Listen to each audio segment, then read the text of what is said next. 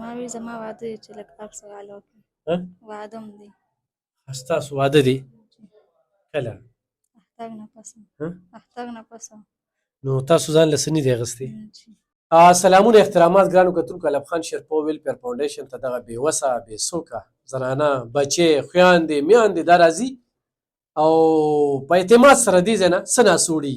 نن چې موږ څه ورکوو نو اوړه ورکوو، لوبیا ورکوو او چاولې ورکوو او ورسره یو پیکټ غوړي خو هم ورکوو.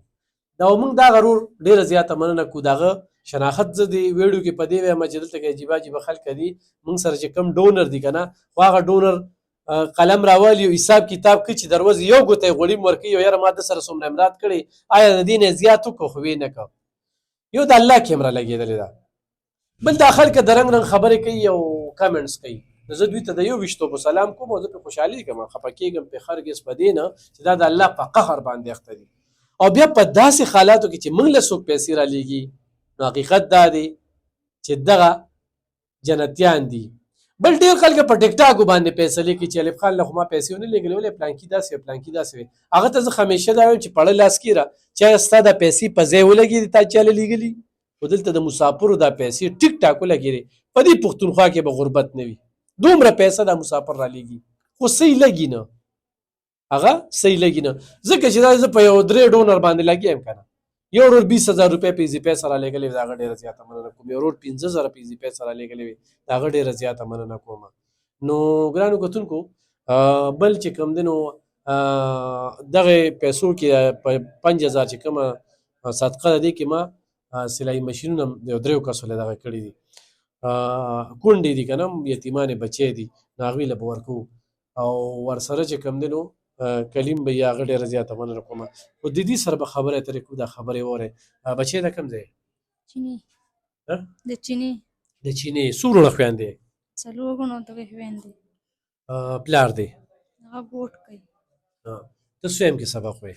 زه سبق نه وایم، بس په هغې سبق کوم، ترجمه کوم. ترجمه کې؟ ښه. دلته کې چې ته راځې دا ویډیو خو ټوله دنیا ګوري، کور کې دې ویلي خبره یې کړې؟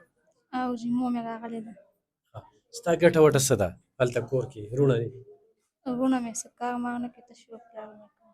نو ته څه ویل غواړې چې تا سره څه مدد وشي؟ ما وی زما واده دی چې لږ تګ سوال وکړم. واده م دی. ستاسو واده دی؟ کله؟ اختر نه پس.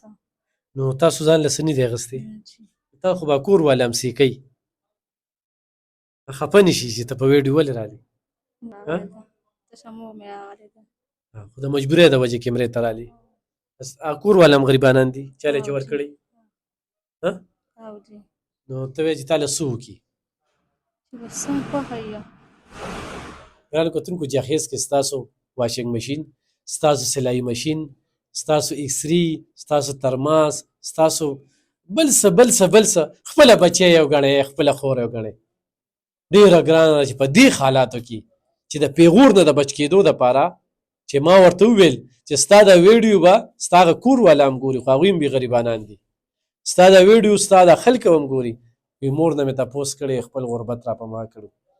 نو د خپلې بچې او د خور په نظر ورته وګورئ. دې ټایم کې زما دا وجود بوغنېږي، ډېر خفه کېږم خو موږ سره هم دومره وسایل نشته چې دې لی ورکړو او دا هم چې کوم دی د غربت د وجې دلته کې راغلې ده.